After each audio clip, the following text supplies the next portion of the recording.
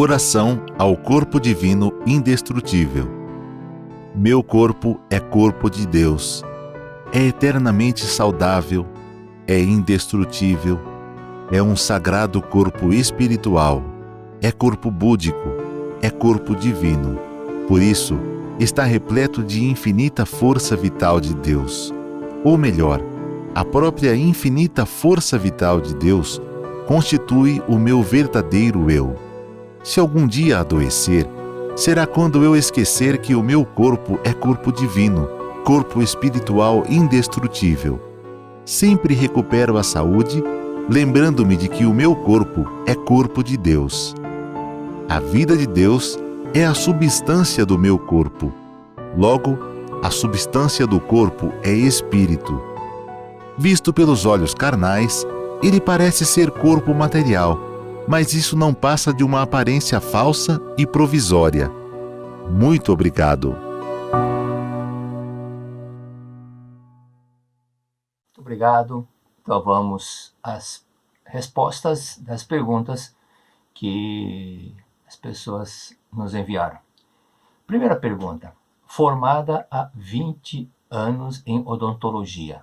Sempre trabalhei, mas sempre com problemas financeiros. Já pensei em mudar várias vezes de profissão, mas não o faço e minha vida sentimental é um fracasso. Me ajude. Às vezes, as pessoas procuram a resposta onde não é o caminho.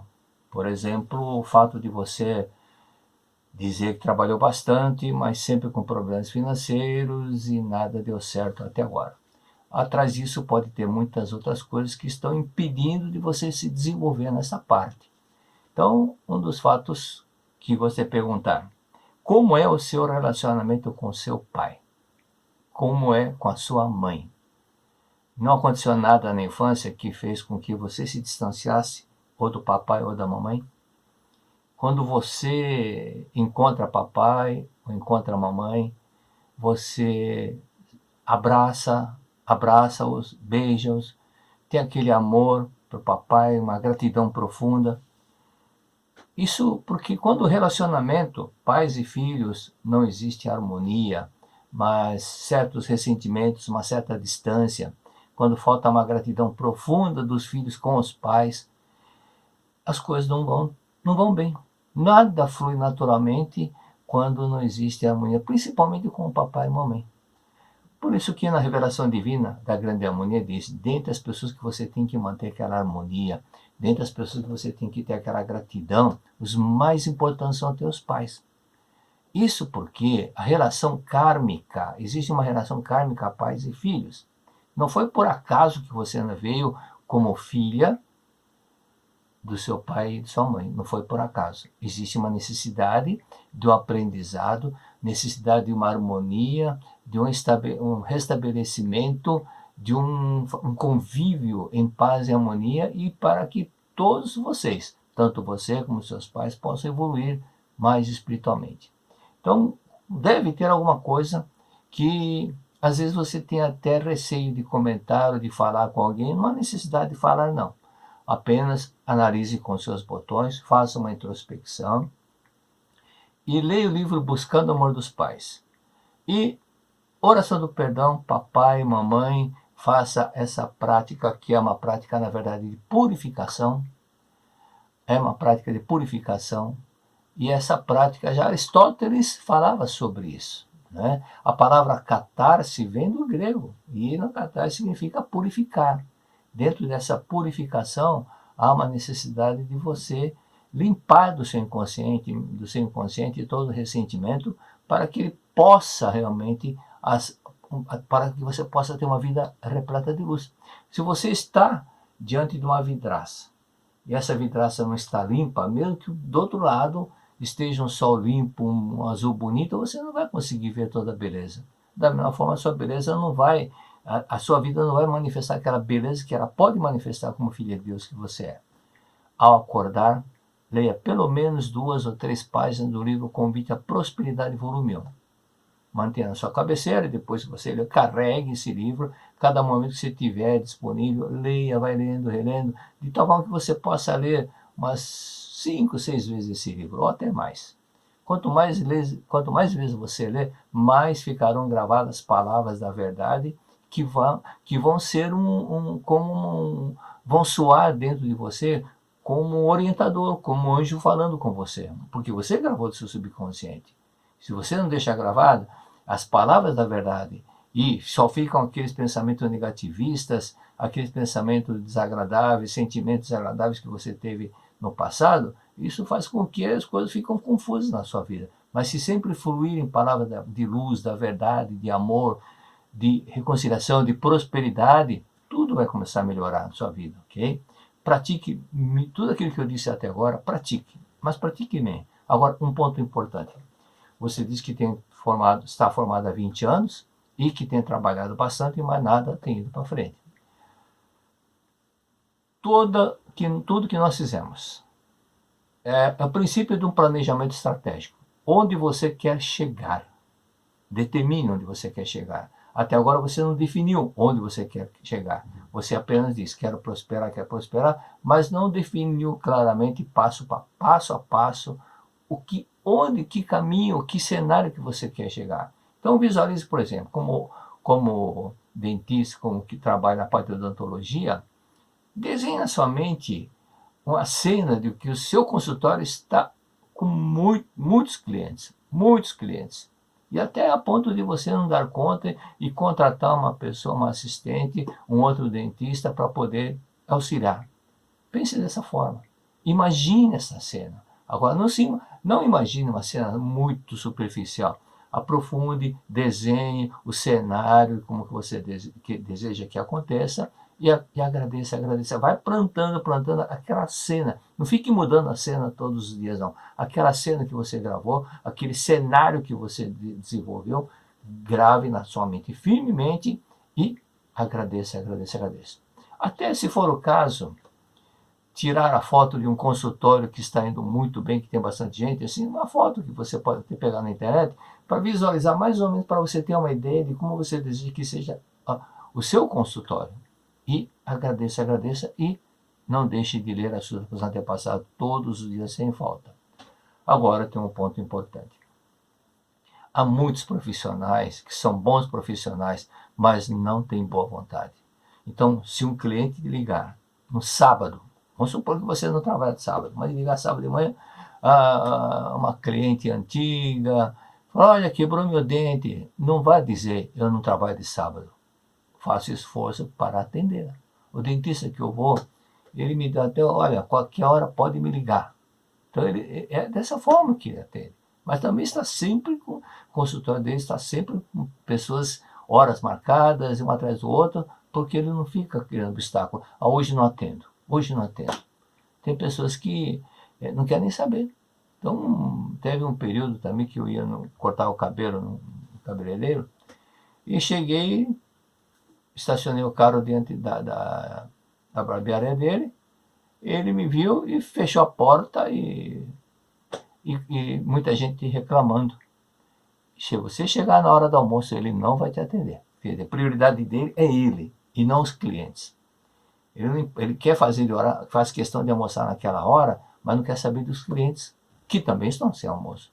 Então, se você não der prioridade em satisfazer, ou seja, o princípio básico do marketing atualmente não é igual aquele princípio dos primeiros princípios, vender, produzir, sem querer saber do cliente. Não, o último conceito do marketing é satisfação ao cliente.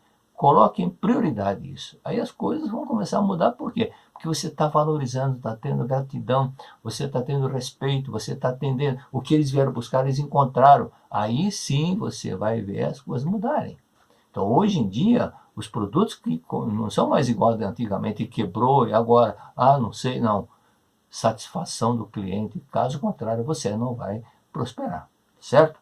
Segunda pergunta, por que temos dificuldades de nos disciplinar com as práticas da Seitonê para mudarmos nossa vida? Frequento o domingo da Seitonê, já fiz ciclo da prosperidade, já fui para vários seminários, mas tenho dificuldade de praticar meditação Shinsokan e não consigo terminar os livros. Me ajude, por favor. Quem tem que te ajudar é você mesmo, né? Você mesmo. Se você não mudar a sua mente, ou seja, Não diga hoje não estou disposto ou não estou disposta. Não sei se é homem ou mulher que perguntou. Mas tenha em mente o seguinte: faça o que tiver que ser feito. Se você lembrar, a 1 hora da manhã, acordou para tomar um copo d'água e lembrar que tinha uma coisa pendente, faça. Faça. Muitas vezes eu varei a noite fazendo porque tinha que fazer. Ah, não deu tempo, não sei o quê. Não fique arrumando desculpas e deixar de fazer o que tem que fazer. Não deixe a preguiça te dominar. Não fique consultando, não estou com vontade. Não importa se você tá ou não está com vontade. É preciso fazer, vamos fazer. É preciso fazer, vamos fazer. Okay? O consciente é o cavaleiro, o subconsciente é o cavalo. Se você não dominar o cavalo acomodado, o cavaleiro não vai chegar a lugar nenhum. Então, o comandante é você que tem que comandar. É você que precisa ir avante, não ficar pensando, não estou com vontade, não entendeu, não entendeu, volta e leia outra vez. Meu pai sempre dizia isso para mim. Se você ler um texto, ou ler uma página, não entendeu, leia 2 vezes. Não entendeu, leia 4. Não entendeu, leia 15, leia 20, até entender. Mas se você não está entendendo, por que você não está entendendo? É o raciocínio? Ou alguma palavra que você está se enroscando, que você está com preguiça de ir no dicionário? Hoje em dia é fácil. Hoje não precisa pegar aquele volume, aquele livro grande que é chamado dicionário. Você entra, põe no Google lá, você consulta sinônimo da palavra tal. Na hora vem várias, até a etimologia, a formação da palavra, você encontra tudo na internet. Mas faça o que tiver que ser feito. Leia o Dinamize Sua Capacidade. Você tem que ter um orientador dentro de você. E esse orientador é o livro Dinamize Sua Capacidade. Logo na primeira página, diz um rapaz que perguntou a um empresário bem-sucedido: Senhor, qual é o segredo do sucesso? Ele disse: meu jovem, não tem segredo. Basta aproveitar cada minuto de sua vida, aí você vai conseguir o que você quer. Um outro jovem perguntou para o mesmo empresário e fez a mesma pergunta. E a resposta foi diferente. Falou: meu jovem, estude bastante o seu trabalho, de tal forma que se alguém lhe perguntar alguma coisa, você terá condições de responder, explicar e fazer com que a pessoa fique feliz com aquilo lá. Isso é um ponto importante. Eu lembro na empresa onde eu trabalhei 25 anos, uma vez teve uma reunião com o pessoal da assistência técnica e havia lá um jovem engenheiro, muito simpático, e parecia um garotão, e teve uma reunião com os clientes. Ele tinha que fazer uma apresentação de como que é o cilindro de aço. E eu vi alguém comentou: mas esse garotão vai explicar? Aí ele começou a explicar. Quando ele terminou a explicação, todo mundo com o queixo aberto falou: que aula maravilhosa! Que aula maravilhosa! Que explicação fantástica que ele deu.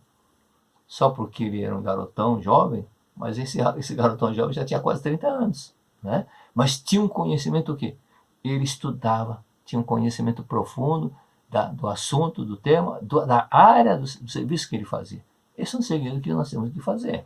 Leia o livro até o fim, repita, pegue o livro, leia, repita e converse com o livro, diga, converse entre aspas, né? Vou lê-lo 10 vezes, vou lê-lo 10 vezes, diga 10, 20 vezes, vou lê-lo 10 vezes, ou 30 vezes, 40 vezes, 50 vezes, e vai em frente. Agora, não fique pensando, quanto mais você desiste e para no meio do caminho, maior é a sua frustração, sua autoestima vai lá para baixo, não deixe acontecer isso. Você tem que levantar, você tem que manter a peteca no ar.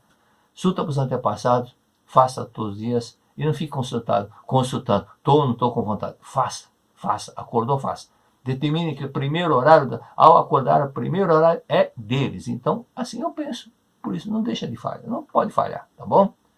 Tumor cerebral, lado direito, gostaria de saber por que tanto sofrimento uma pessoa tão honesta, excelente, mãe, etc. Qual o caminho para ajudarmos ela a se curar? Olha, da forma como você disse, a doença não tem nada a ver se a pessoa é honesta ou não é. Dizendo, é uma pessoa tão honesta porque fica doente, como se Deus castigasse. Deus não castiga ninguém. Acontece que muitas vezes a pessoa é honesta, mas está deixando de fazer algumas coisas e está fazendo com que crie umas certas doenças pelo estado do seu comportamento, pelo seu modo de viver, que está acontecendo. Não tem nada a ver se é honesto ou não. Não é a honestidade que vai fazer com que a pessoa seja feliz ou não. Bom, há pessoas honestas que não cumprem seus deveres. é honesta, mas não ama os seus antepassados. Essa pessoa que está com tumor cerebral, todos os anos ela visita todos os túmulos dos seus antepassados? Será que ela cuida bem? Leva lá o seu baldinho, a vassoura, detergente, deixa limpinha a superfície. Não estou dizendo para limpar dentro do túmulo, não. A superfície deixa limpinho. Todos os finais estão fazendo isso. Muita gente que quando chega a finais, a primeira coisa que pensa é viajar. Vou para o interior, vou para a praia, não sei o quê, mas esquece dos antepassados. Quando vai ver, ocorrem esses problemas que manifestam na cabeça, como tumor no cérebro. No meu primeiro livro, Conquista a Felicidade com Amor, eu cito o caso de um senhor que estava com tumor no cérebro. Falei, você abandona os antepassados. Tem que visitar. Ah, mas não gosto. Eu também não gosto de ir no cemitério, mas é obrigação. Faça o que tiver que ser feito. E leia todos os dias em casa, sem falta, todos os dias. Outro detalhe, às vezes tem a pessoa que tem mágoa do pai, do sogro, da sogra, isso também manifesta tumor, pode manifestar como tumor. Reconcilie-te, se a pessoa guarda um certo ódio, ressentimento, perdoe, ame os seus antepassados, ame o papai, mamãe, sogro e sogra, o relacionamento com o cônjuge também, ok? Muito obrigado. Continuando, então vamos. Namoro, outra pergunta. Namoro há 17 anos um rapaz, ele é uma boa pessoa, mas estou muito desanimada com a estagnação desse namoro. Não sei mais o que fazer para que a nossa relação se desenrole. Eu precisei ler outra vez, ler e reler se era 7 anos ou 7 meses que você estava namorando. Mas 17 anos, vocês nunca comentaram sobre casar. Se ele é uma boa pessoa, é bonzinho, mas não tem iniciativa, não, e quando você fala em casamento, ele se esquiva, muda de assunto, eu acho que está na hora de decidir. Até quando vai ficar essa situação, esse banho-maria, e daqui a pouco vocês vão fazer bodas de prata de namoro e continuar mesmo. Então, tem uma coisa, diga para ele, nós temos que decidir, é o momento de decisão. Vamos ficar eternamente namorando até quando? Até chegar aos 70 anos, 80 anos? Não é o caminho. Então, fale com ele. Se ele fala, ah, mas não sei o que, não sei o que, não sei o que, eu falo, ah, vamos decidir. Vamos decidir, temos que seguir um caminho. Temos que eu quero construir um lar e você também ou não quer. Eu não quero responsabilidade. Se não quer responsabilidade, então não serve para ser o chefe da casa. Ou para ser o cônjuge, para que eventualmente tenha os futuros como exemplo dos filhos. Como será um pai que não quer saber de responsabilidade? Que exemplo será para os filhos? Péssimo exemplo. Né? Então, temos que ter responsabilidade. Não é somente pensar, eu sei dos meus deveres, mas tem que saber das suas obrigações também. Não é saber dos meus direitos, eu quero saber dos meus direitos. Não, tem que saber dos seus deveres também. Os dois lados, os deveres e os direitos. Então, como uma responsabilidade. Só namorar, então, por que namorar tanto? Namoro é para conhecer o outro lado, outra pessoa. Então, não pode pensar, é modernismo, então daqui a pouco ninguém vai casar, aí vai ter uma população, a população da Terra vai começar a cair, porque ninguém quer saber de casar, isso tudo vai gerar um problema, já está gerando um problema sério na China, em alguns países, onde o número da população está caindo bastante e está aumentando aí, somente a população, aumentando a população das pessoas idosas, dos jovens recém-nascidos estão diminuindo, chega uma hora que o país vai desaparecer. Né? Então, não é somente isso. É importante que haja uma continuidade daquela fase de namoro, passe para o casamento, venha os filhos. Aí realmente as mulheres vão se sentir completas. Né? Quando as mulheres realmente têm um lar, têm um filho, têm um marido, ela se sente muito mais realizada do que ficar namorando eternamente.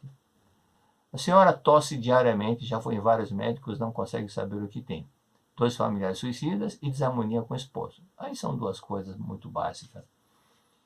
Quando a pessoa tem um ressentimento com o cônjuge, é natural que dê problema pulmonar. Algum problema, como tosse, muita tosse. Isso é muito comum. Por isso que quando as pessoas dizem, estou com problema pulmonar, problema nos rins, problema na bexiga, isso é desarmonia conjugal. Agora, ela precisa mudar o seu modo de ser. Às vezes ela reclama que o marido é muito teimoso, mas ela também é teimosa. Quando a pessoa reclama que o outro é teimoso, ela também está muito teimosa naquele ponto de vista, acha que tem que ser assim, não muda e não sabe ouvir. Dessa forma vai ter conflito mesmo. Então é bom que essa senhora leia o livro Lições para o cotidiano, tem alguns relatos, fatos reais que aconteceram que o mestre cita nesse livro.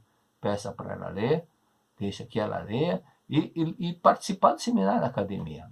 Não pode ficar eternamente eu sou assim, eu vou ser assim, sempre pensando que o outro está errado.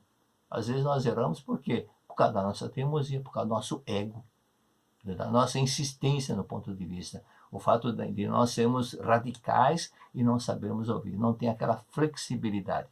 Quando não se tem flexibilidade, quebra. Então, começa a manifestar o quê? Problemas. A materialização da mágoa, o ressentimento, aquela tristeza que vai guardando o cônjuge, começa a afetar os pulmões, a bexiga, o útero, o ovário. Tudo se dá em consequência da desarmonia. Então, é melhor que ela não fique somente na teoria, mas que leia o livro, comece a praticar, vá assistir um seminário na academia, agradecer o cônjuge. Daqui a pouco ela vai notar que aqueles relatos que estão citados nesse livro Lições para o Cotidiano vai acontecer com ela também.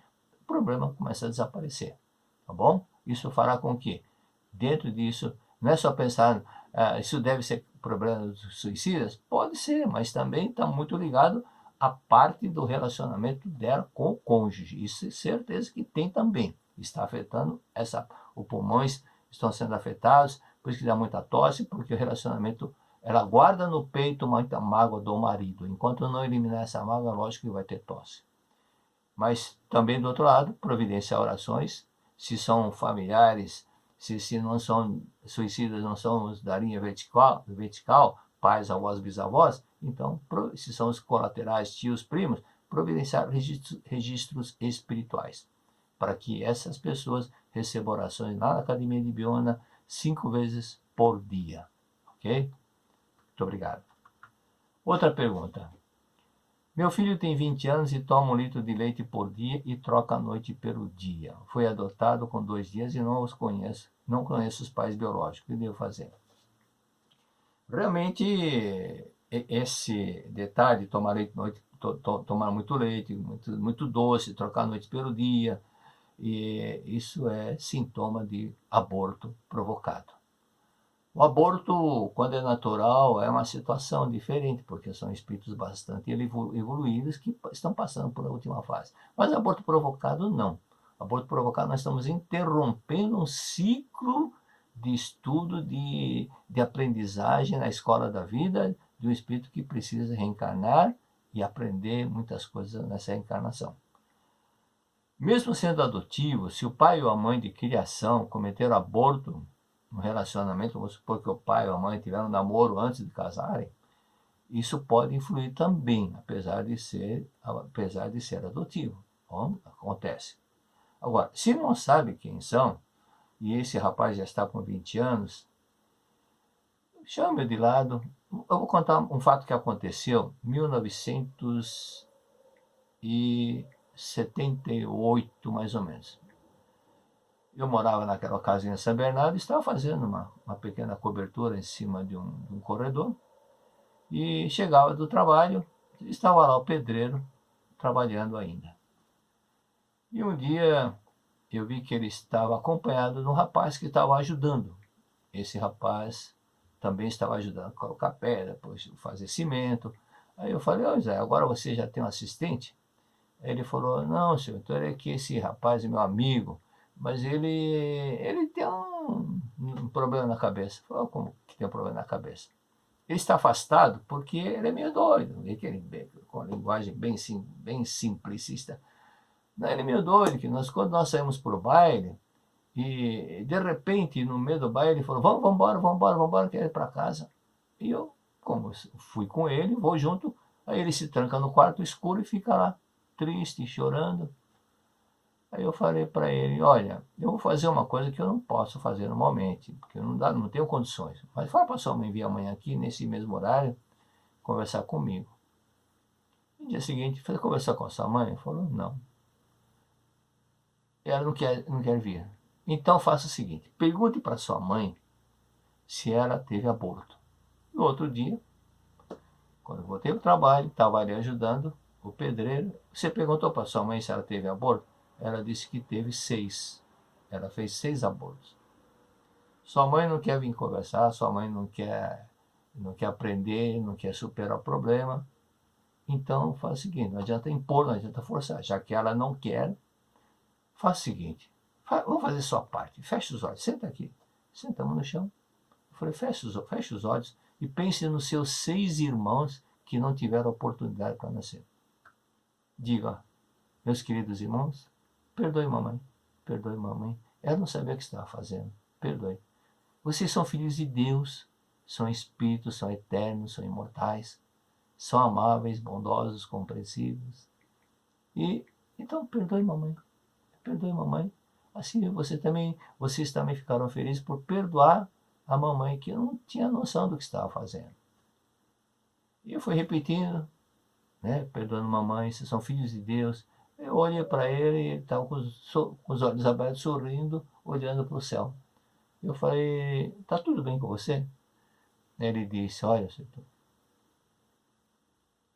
pela primeira vez na minha vida, eu comecei a sentir uma alegria tão bonita, tão forte, que eu comecei a olhar para o céu.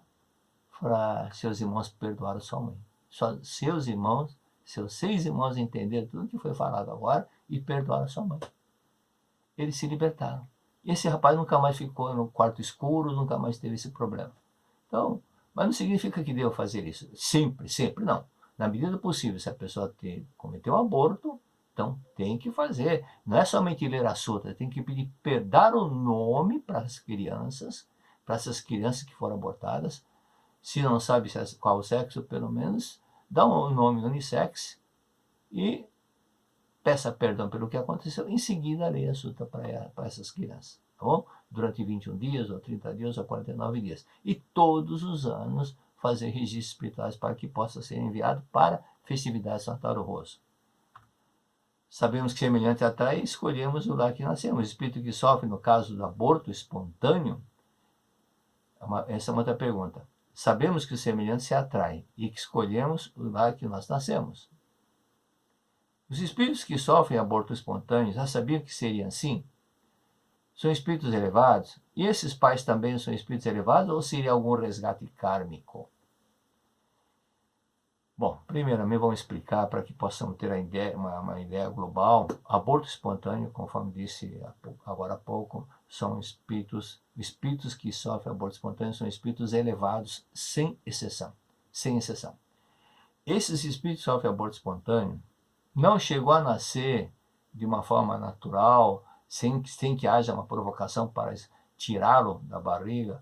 Se foi uma coisa natural e sofreu aborto espontâneo, é um espírito elevado que passou pela última etapa da reencarnação. Ou seja, esses espíritos normalmente não precisarão mais se reencarnar. Ele sabe que a passagem é curta, de alguns meses só, mas foi muito difícil, porque o espírito muito elevado, eles vêm consciente. É diferente daquele espírito que ainda que não tem muita consciência, não sabe o que está acontecendo, então não sofre tanto, porque é como se estivesse meio anestesiado. Mas o espírito elevado tem consciência de tudo, está vendo tudo, por isso que é uma última etapa na face da Terra, e para eles é um pouco difícil. Mas, nesse caso, quando os pais, com relação aos pais, é o caso do professor Kamino Kusumoto. A esposa sempre tinha um aborto espontâneo, mas havia na família um karma na família que impedia de pais e filhos conviverem juntos. Então, agora, por que essas crianças, por que tiveram aborto espontâneo? Esses casos, por exemplo, esses espíritos precisavam passar por isso, mas naquela família já estava determinado que iria ter um aborto espontâneo pelo karma da família, pelo karma familiar que tinha. Então, no caso do professor Kamino Kusumoto, os pais dele se separaram. Então, estava acontecendo impossibilidade dos pais e filhos conviverem juntos. Ou os pais se separavam, ou os filhos não chegavam a nascer. Ou os pais se separavam, ou os filhos morriam. Era o caso dele. Então, quando o professor Tokuhisa pediu para que ele fizesse uma compilação e lesse os 40 volumes da Verdade da Vida e compilasse tudo sobre o pecado, sobre karma, e assim, quando ele terminou de fazer a compilação e ordenou numa sequência, então a esposa teve um filho. Ou seja, havia um karma, e esse karma essa ideia, sentimento de autopunição, esse sentimento de fazer com que a pessoa sofra por si só, não compreendeu ainda a verdade, mas quando começou a ler o livro da verdade, e a verdade vos libertará, disse Jesus Cristo, esse karma foi superado. Foi superado, aí nasceu o primeiro filho, depois nasceu o segundo filho, e sucessivamente. Então, há uma necessidade de compreender, ler e reler, pessoas que têm essa situação. Leia o livro A Humanidade Sem Pecado várias vezes, e não esqueçam, também, mesmo que seja espírito elevado, não esqueça de colocar o nome para esses abortos espontâneos e também incluir nas suas orações diárias, ok? Muito obrigado. Obrigado. Então vamos à aula, Estudo da Verdade, da Vida, e o volume agora é o volume 23. Um abraço inicialmente para Andradina, São Paulo, Passo da Areia, Porto Alegre, Regional São José do Rio Preto, Tijuca, no Rio de Janeiro, Caraguatatuba, São Paulo, Feira de Santana, Bahia, Araranguá, Santa Catarina, Teresina, Piauí, Mairim, São Paulo, Itatiba, São Paulo, Itabuna, Bahia, Santo André, São Paulo. São as cidades que deixaram sua mensagem. Muito obrigado. Então vamos à Verdade da Vida, volume 23, na terceira, a página 36, na edição 1, a terceira folha do capítulo. No primeiro parágrafo diz sobre a epilepsia. É um caso que muitas perguntas já surgiram e chegaram a nós sobre a epilepsia. Então, o professor Masaru Taniguchi explica que durante o ataque epilético, o corpo se afasta temporariamente do seu corpo. Com isso, nesse momento, a pessoa não sente dor. Por causa desse fato, ele não sente dor. E realmente é isso que acontece. E, normalmente, o estado mental, o estado normal da pessoa, estado normal quando não tem um ataque epilético, então, como o corpo etérico ainda está normal, os 5 corpos não estão nenhum afastado da parte do corpo, então é normal que a pessoa sinta dor. Por isso que nossos 5 corpos, recapitulando, temos o corpo carnal, que é o mais empetecado, o mais grosseiro de todos, depois vem o corpo etérico, que é o corpo da percepção. E os 5 sentidos estão ligados a esse corpo etérico que nós captamos, e Karl Menninger explica que os nossos 5 sentidos, nosso consciente, é a porta para o mundo exterior. Depois vem o corpo astral, que é o corpo das emoções, é o corpo da emoção, onde nós guardamos as emoções, boas ou não, tristes ou não, tudo aquilo que passou um dia pela mente consciente e que nos causou alguma emoção, está lá no corpo astral. Depois vem o corpo espiritual e, por fim, o corpo real, que é a essência, né? A nossa essência, o nosso eu verdadeiro. Então, durante a epilepsia, acontece esse fato da pessoa, muitas vezes, sofrer uma queda e não sentir essa dor. É que eu tinha um vizinho, em 1967, era um vizinho de casa mesmo, que ele tinha ataque epilético e trabalhava como carteiro, entregava cartas. E quando o ataque ocorria dentro da casa dele, imediatamente a esposa vinha nos chamar e nós iniciávamos a leitura. E em uma pessoa que normalmente tem um ataque epilético, no caso dele, demorava 1 hora e 15 para ele recobrar a consciência. Mas quando acontecia dele estar em casa e sofrer aquele ataque, ele sentava lá da esposa, em questão de 15 minutos, ele ficava acompanhando a leitura, um pouco assim, meio zonzo, mas começou a acompanhar a leitura. E pouco a pouco ele foi melhorando, a ponto de, quando pressentir que iria ter um ataque, ele pegava a suta e começava a ler e o ataque desaparecia, ou seja, não manifestava o ataque, até que chegou ao ponto dele ficar totalmente curado. Então, no parágrafo seguinte, diz a seguinte frase: é preciso, pois, conscientizar que o ser humano é filho de Deus e possui uma força interior, a qual está ligado à infinita vida de Deus, à infinita força de Deus. Ou seja, nós estamos interligados a Deus. Nós estamos interligados a Deus. Por isso, nós não conseguimos captar Deus através dos 5 sentidos, nem do 6º sentido. Mas intuitivamente, como nós estamos ligados a Deus, intuitivamente vem uma mensagem, uma voz de Deus nosso interior, desde que nós estejamos em harmonia com todos, ou seja, com a mente em paz e harmonia, e no silêncio da mente ouvimos a voz de Deus. Quando alguém da família adoecer, na medida possível, essa é uma recomendação que eu dou, porque às vezes há pessoas que gostam de rezar para o outro, mas só fica na base de rezar. E quando tiver oportunidade, se uma pessoa estiver doente da sua família, leia a sutra para a pessoa ouvir. É importante que ela ouça a sutra sagrada. É importante que ela ouça as palavras da verdade. E sempre que acontece isso, mesmo quando a pessoa lê na cabeceira e a pessoa ouve, o efeito é diferente, ajuda muito, tá ok? E no parágrafo seguinte, onde inicia o ser humano, inicia com essa frase, o ser humano, então vamos para a sexta linha desse parágrafo, e diz o seguinte: o que torna fraco é justamente a atitude mental de se julgar fraco. O que torna a pessoa fraca é porque ela se julga fraca. Isso que faz com que ela se torne fraca. Em 1973, o mestre veio para o Brasil 2 vezes, em 1963 e em 1973. Eu tive a oportunidade de assistir as 2 vezes. E em 73, ele explicou sobre um trecho do Velho Testamento, o Êxodos. Então ele mencionou o seguinte: Moisés viu uma luz muito forte, como se fosse uma chama, um fogo. Ele notou que a Deus estava ali presente. Então ele perguntou: Deus, qual é o seu nome? E Deus respondeu: eu sou o que sou. Então, o professor Masato Taniguchi explica da seguinte forma: se fosse um inglês ou americano, ele diria I am, referindo-se à vida que habita nele. O japonês diria Watashi. Aqui está a essência do ser, denominada eu. Este eu verdadeiro é Deus. Eu, né? I am, eu sou. Uma pessoa doente dirá, I am sick, eu estou doente, eu sou doente. Certamente estará doente. Dentro de nós existe um Deus que diz, eu sou. Deus está vivo dentro de nós. Por isso que Deus está a toda parte e está muito mais próximo do que as pessoas imaginam. Deus não está lá em cima, Deus está ligado a nós, então Deus está dentro de nós também. Dentro de nós existe um Deus que diz, eu sou, e manifestamos qualquer aspecto em conformidade com o que ele pensa. Em outras palavras, quem diz eu sou pobre, vai continuar pobre.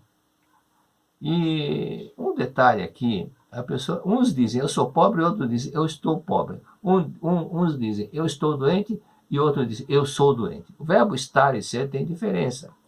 Se a pessoa diz eu sou pobre, vai continuar pobre. Eu sou doente, vai continuar doente. Mas se ela disser eu estou doente, mas eu posso ficar curado, aí é outra situação e esse ponto que é importante saber. Então, a afirmação de eu sou vai continuar, mas eu estou poderá mudar. Nesse sentido que é importante. E finaliza o texto dizendo, Deus é onisciente e onipotente. Todo mundo sabe, Deus é onipotente, onisciente, criador do universo. Único criador é Deus. Portanto, nós temos Deus no nosso interior. Porque nós somos feitos à imagem e semelhança de Deus. E nós, quando Cristo disse, o reino de Deus está dentro de vós, está se referindo a isso. Nosso Deus interior, ou seja, o próprio Deus. Não é o Deus Todo-Poderoso que está dentro de nós, mas a vida de Deus Todo-Poderoso que está em nós. É a mesma vida de Deus. Nós que temos Deus no nosso interior, podemos manifestar o que quisermos de acordo com a afirmação, eu sou isso, eu sou aquilo. Então, depende do que você disser, isso que vai de acordo com o nosso pensamento. E aí vem aquela frase, querer é poder, porque você tem Deus dentro de você, então você querendo, você pode. Portanto, nem por brincadeira diga palavras negativas, nem por brincadeira. O poder da palavra deve ser usado para o lado construtivo. O poder da palavra deve ser usado para o lado construtivo. Pais que falam de uma forma, educam os filhos com palavrões, vai acordar o filho, fala, acorda vagabundo, está na hora de trabalhar, o filho vai gravando vagabundo, e depois quando crescer, não vai ter motivação para trabalhar. Seu burro, seu idiota, e chamando de burro, a pessoa não vai acreditar nela. Ela vai pensar que eu sou burro, então vai perder aquela autoconfiança de que ele pode fazer coisas interessantes, coisas geniais. Não, eu sou burro mesmo. Então, a palavra negativa que os pais ou os professores usam devem ser evitadas. Aquilo que os professores ou os pais dizem para a criança são palavras muito fortes que podem conduzir para a criança para o lado bom, construtivo, de vitória, de sucesso, ou então para o lado negativo, e muitas frustrações e incompetência, tudo isso de acordo com as palavras, o poder da palavra que ela vai usar.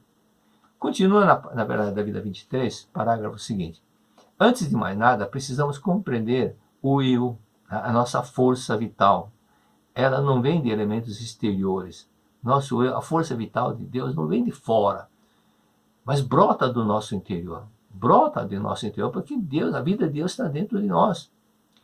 Tem um livro chamado Vivendo e Amando, eu já citei várias vezes esse livro. É um livro fantástico, muito emocionante. E é a própria autobiografia da senhora Emiko Hinonishi. Ela nasceu já com deficiência na perna e sempre usou muletas. E ela viu muitas pessoas largarem as muletas, mas ela não largava. Não conseguia deixar as muletas para andar normalmente. Até que um dia ela despertou. Ela despertou pensando em receber de fora essa força de Deus para que ela pudesse largar as muletas. Mas ela lembrou que essa vida de Deus está dentro dela. A vida de Deus palpita dentro dela. Quando ela entendeu que existe a vida de Deus, a mesma vida de Deus Todo-Poderoso está dentro de nós, é que faz o nosso coração se mover, que faz nosso coração palpitar, que transforma em sangue o alimento que nós comemos. Essa vida de Deus está em nós. Quando ela despertou que existe essa mesma vida de Deus, e não precisa buscar de fora, nem esperar que venha de fora, então ela conseguiu se curar e deixou as muletas. Então esse é um ponto de você compreender. Não é certo esperar que Deus nos dê força para andar. Não espere fora, ele já existe dentro de você. Né? Eu sou a própria vida de Deus. Eu sou a própria vida de Deus. Na página 71 e 72, segundo parágrafo, do subtítulo que diz: vivificando os outros, você é vivificado. Vivificando, você é vivificado. E aqui nós temos que entender um trecho muito importante de um adepto de uma seita. O mestre não mencionou a seita, e ele estava numa situação muito difícil, doente, com tuberculose, já num estado muito avançado, e os médicos já tinham desenganado. Então, através da fé ele se curou, mas esse fato fez com que ele se tornasse, depois que ele ficou curado, se tornou muito arrogante. Dentro dessa arrogância, ele passou a menosprezar as pessoas por causa ele não tinha a mesma fé que ele teve. Então ele oferecia doce, mas primeiro dava mordida para oferecer a doce para a pessoa. E a pessoa não pegava porque ele tinha tuberculose, então ele dizia: ora, você está com medo? Vejo que você está longe de alcançar o despertar, porque está com medo, pensando que vai pegar tuberculose. Em outra ocasião, ele pedia piteira para fumar, pedia piteira das outras pessoas e fumava. Mas a pessoa que muitas vezes emprestava a piteira ficava meio assim, receoso de adquirir a doença. Então ele debochava da pessoa. O fato dele ter alcançado a cura através do despertar é uma coisa muito boa, mas o fato de menosprezar as pessoas é um fato errado. Compreender, diz o mestre Masaru Taniguchi, compreender e respeitar os sentimentos dos outros é estar em conformidade com o caminho do bem, é estar em conformidade com o caminho do amor, é estar no caminho de Deus. Fazer empatia, se colocar no lugar do outro.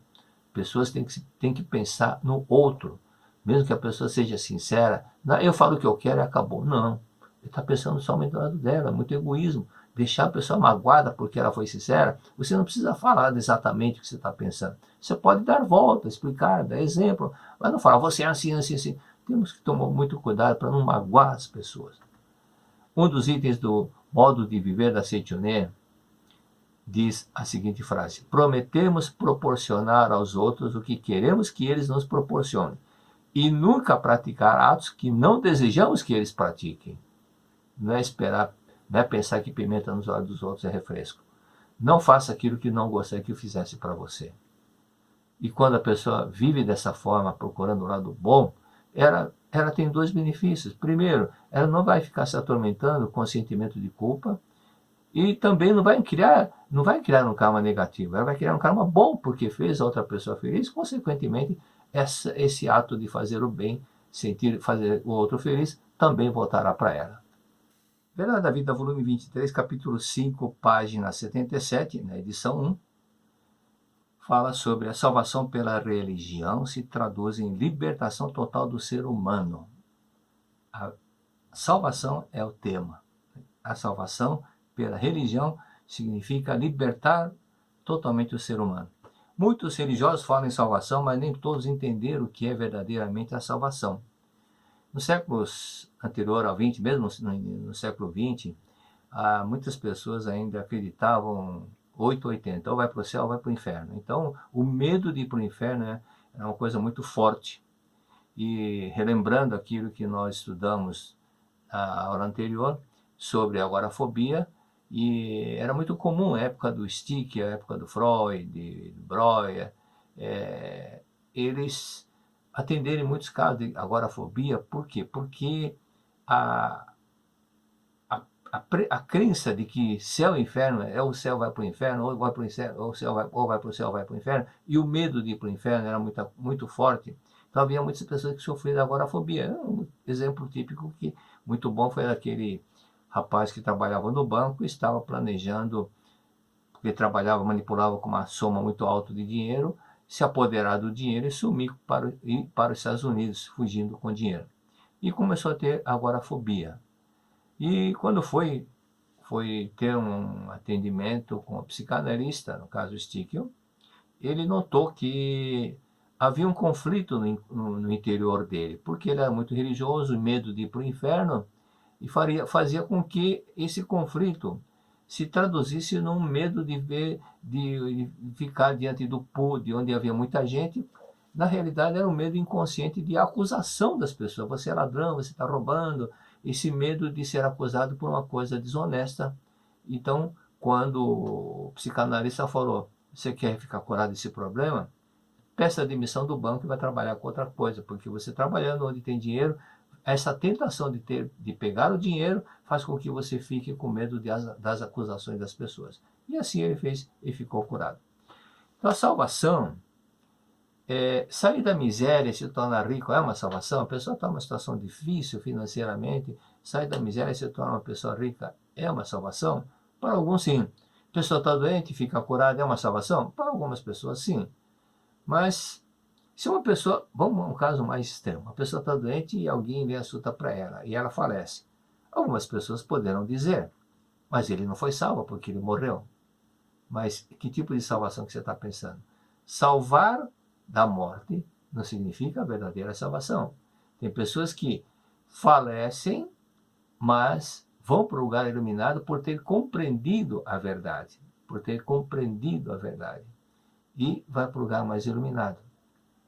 Mas tem aquelas pessoas que ficaram curadas, mas continuam na ignorância, continuam sem compreender nada. Então essas pessoas, quando falecem, realmente vão para o lugar de acordo com a crença que ela tinha antes de morrer. Terceiro parágrafo. Do ponto de vista religioso, diz o seguinte: a salvação do ser humano consiste em passar a manifestar o eu verdadeiro absolutamente livre, exatamente como Deus o criou. É manifestar a natureza divina, o eu verdadeiro livre, como Deus nos criou. Ou seja, fazer manifestar aquilo que está na sota, que no âmago da matéria, no âmago do corpo, existe um ser sumamente perfeito, tal qual Deus te criou. Esse ser sumamente perfeito é a vida de Deus. Fazer manifestar esse eu verdadeiro, que é essa natureza divina, isso consiste na verdadeira salvação. Para entender melhor, vamos recapitular aquele relato que está no livro Iluminando o Seu Caminho, da Rosinete Saturno, que ela dizia para a mãe, leia assunto dos antepassados. Aí a filha, não, e a mãe dizia, não se mexe com os mortos, filha, não se mexe com os mortos. Até que um dia, depois de muitas insistências, a mãe liga para a filha. E falou, filha, como é que é? Rose, me diga como é que é aquele caso, aquele negócio de orar para os antepassados. Falou, mãe, eu falei tantas vezes, por que a senhora quer saber agora? É que essa noite eu tive um sonho. Eu vi todos os nossos antepassados sentadinhos e eu perguntei para o seu avô, que é meu sogro, o que vocês estão fazendo aqui?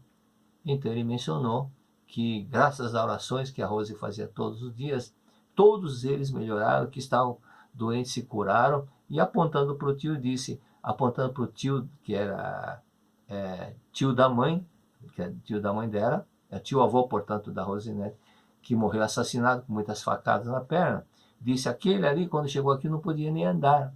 Agora está curado, está aparecendo um guri, anda para todo lado sem nenhum problema. Então, na realidade, esse é a verdadeira salvação, quando a pessoa deixou de sofrer e compreendeu que a sua vida é uma vida perfeita. Então, essas pessoas que estavam doentes, aquele tio que andava mancando, puxando a perna porque foi esfaqueado quando morreu, e então aquela ilusão de que eu estou doente, eu tenho essa deficiência, eu tenho esse ferimento, isso tudo desapareceu quando eu compreendi que a vida não morre, a vida não adoece, a vida não é atingida por micróbios, a vida não é atingida por facada, a vida é impecável, é perfeita, é eterna, indestrutível e imortal. Essa verdade é a verdadeira salvação. Outro exemplo aconteceu dessa libertação na cerimônia em homenagem aos povos que foram escravizados no Brasil e na América Latina. E essa cerimônia, quando ocorreu, que são os negros e os indígenas, essa cerimônia ocorreu todos os anos, são feitas nas academias. E esse que eu vou citar aconteceu na Academia de Santa Fé, na Bahia. Então, algumas pessoas que tinham clara evidência estavam vendo os escravos indígenas com aquela fisionomia de sofrimento e acorrentando com as correntes nos pés. E quando o condutor disse na mensagem às almas, vocês são filhos de Deus, espíritos, e agora estão libertos, uma moça que foi pela primeira vez, muito cética, ficou duvidando e comentou para a amiga, imagine libertos. Como libertos? Imagine. No momento que ela disse imagine, menos de 2 segundos, em questão de 1 segundo, ela tinha uma pulseira de metal, essa pulseira quebrou e caiu no chão. Nessa hora ela viu que havia uma força misteriosa, uma força superior que não era material. Então ela disse, assustada, perdão, agora eu acredito, né? Agora acredito. Então, nisso aconteceu a libertação dos escravos que estavam acorrentados. Um outro fato que aconteceu na Academia de Ibiúna, mas antes disso, vamos falar sobre a 13 de maio de 1888, quando a princesa Isabel assinou a Lei Áurea e libertando os escravos. 1888, essa cerimônia que aconteceu na Bahia foi mais ou menos questão de 10 anos atrás. Portanto, mais de 100 anos. E mais de 100 anos, esses escravos que se libertaram estavam em estado de ilusão, sofrendo do mundo espiritual.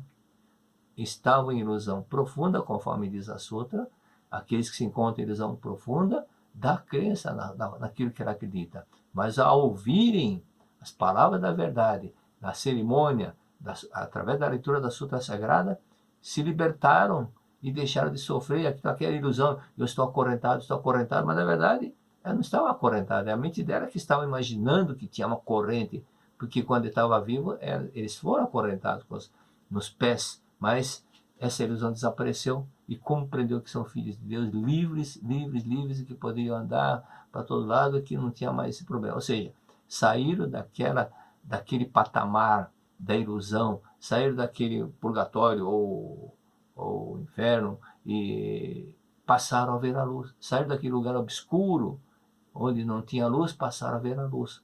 Em outras palavras, é aquilo que está na Sutra Sagrada. Ocorrendo o despertar espiritual, imediatamente esse mundo se transforma num mundo pleno de luz. Quando a pessoa desperta para a verdade, ela passa a ver a luz. É nesse sentido. Em outra ocasião, anterior, alguns anos antes, isso foi em 2005, 7 de setembro, a mesma cerimônia realizada na Academia de Ibiúna, e no dia seguinte, uma das pessoas que participou dessa cerimônia, um adepto, ele não era dirigente, um simples adepto, ele foi na cerimônia do santuário xamânico. E em determinado momento, quando se incorporou o espírito do grande pajé Cobra Coral, esse grande pajé dirigiu-se para esse adepto e disse: o grande Tupã, Deus, manifestou o seu amor e sabedoria através do grande pajé da terra do sol nascente, que é o Japão. Então estava referindo o quê? Referindo-se ao mestre Masato Taniguchi. Este ensinamento, está falando da Seichonen, atravessou a grande água, atravessou os oceanos e chegou à minha terra, chegou ao Brasil. Graças a essa homenagem que foi feita ontem, toda a nação Tupi-Guarani foi salva. Todos os seguidores desse ensinamento são tupinambás, são filhos de Deus. A partir dessa data, disse o pajé, toda a nação tupi irá apoiar a Seichonen no mundo espiritual. Vamos à Verdade da Vida, agora 23, página 78. Na segunda linha diz o seguinte: contudo, a instrução e habilidades técnicas, inteligência, talento, dinheiro e bens materiais só proporcionam liberdade relativa. Melhor a situação econômica total, mas não é verdade, não é verdade absoluta. Não é uma liberdade absoluta, é uma liberdade relativa, não nos conduzindo à verdade absoluta, plena e definitiva. Ou seja, não é através do conhecimento intelectual, cultural, que a pessoa vai alcançar o grande despertar espiritual. Isso não acontece porque são outras leis. São leis da terra, esses conhecimentos culturais, intelectuais, são coisas da terra. Não são a verdade que liberta. Por isso, esses conhecimentos, somente se apegar a esses conhecimentos não conduz a nada.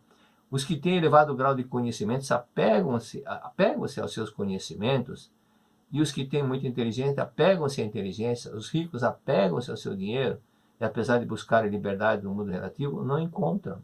Não encontram porque estão muito apegados às coisas, ainda não estão com aquela sabedoria da verdade que liberta. Isso é aquilo que, numa outra sutra, não na sutra Seichonen, mas sutra budista, que diz: não penseis que através da trama ridícula da inteligência humana você vai alcançar o grande despertar. Não é através do conhecimento intelectual cultural que você alcança o despertar. Comparando a época de Cristo com os fariseus e os escribas, chamados doutores, né, na época, e quanto a Cristo não se sabe, não há nenhum evangelho, nenhuma escrita que diz que Cristo tenha se doutorado ou Cristo estudou, mas a sabedoria que ele tinha era superior ao conhecimento daqueles escribas e fariseus. Por isso, o que vale realmente para alcançar a libertação total, a verdade vos libertará, por isso que alcançar a libertação total, é a verdade quando compreendida, entendida, aprendida e praticada. Por isso, a verdade relativa é uma coisa para quem está na Terra. No segundo parágrafo diz o seguinte: então, como podemos alcançar a salvação religiosa? Mesmo que frequentemos templos ou igrejas, isso não garante que alcancemos a salvação. Conseguimos infalivelmente a salvação somente quando despertarmos para o nosso eu verdadeiro, que foi criado à imagem e semelhança de Deus. Aqui diz o seguinte: algumas pessoas podem tomar susto, mesmo que frequentemos templos ou igrejas, isso não garante que alcancemos a salvação. Não garante porque, dependendo de quem está transmitindo as palavras da verdade, se for um religioso que diz morrer acaba tudo, vai ser difícil alcançar a salvação, porque fica gravado que morrer acaba tudo. Tem religioso que fala isso, então não é salvação. Então, na verdade, conseguimos infalivelmente a salvação somente quando despertamos para o nosso eu verdadeiro, criado à imagem e semelhança de Deus. Portanto, nosso eu verdadeiro não é o nosso eu carnal e transitório que adoece, envelhece e morre. Nosso eu verdadeiro que está no âmago da matéria, no âmago do corpo carnal, que é a vida sumamente perfeita e maravilhosa, como Deus nos criou. É isso que acontece. Então, é importante que nós tenhamos simplesmente praticar o livro da verdade e nessa prática do dia a dia, não esquecer de também fazer o Shinsokan. Cada dia que você lê um texto já é uma grande coisa, uma grande ajuda para que você possa recarregar e gravar, estar de acordo com as palavras da verdade. E ao acordar também, diga para si mesmo: eu sou filho de Deus, sou filho de Deus, sou filha de Deus, sou abençoada e protegida por Deus. E ao invés de ficar pensando o que vai acontecer, diga: somente coisas boas virão porque eu sou filho de Deus, porque eu mereço, porque sou filho de Deus. Mereço coisas boas porque eu sou filho de Deus. Muito obrigado. E aí, galera, tudo bem? Que saudade de vocês. Estou aqui hoje para fazer um convite especial. no dia 25 de julho, às 19 horas, vai rolar a 65ª Convenção Nacional da Ação dos Jovens Aceite União do Brasil. Sim, o nosso evento mais esperado, é emocionante, é alegre. Olha, eu não vejo a hora de acontecer, viu? E lá no nosso Instagram, @JSI_Brasil, na nossa bio tem um link para que você possa se inscrever. E já vou adiantando, quem se inscrever nesse link vai receber um conteúdo exclusivo. Mas o que nós vamos receber? Não posso contar. Vai lá no nosso link, se inscreve e nós nos encontramos no dia 25 de julho. Muito obrigado.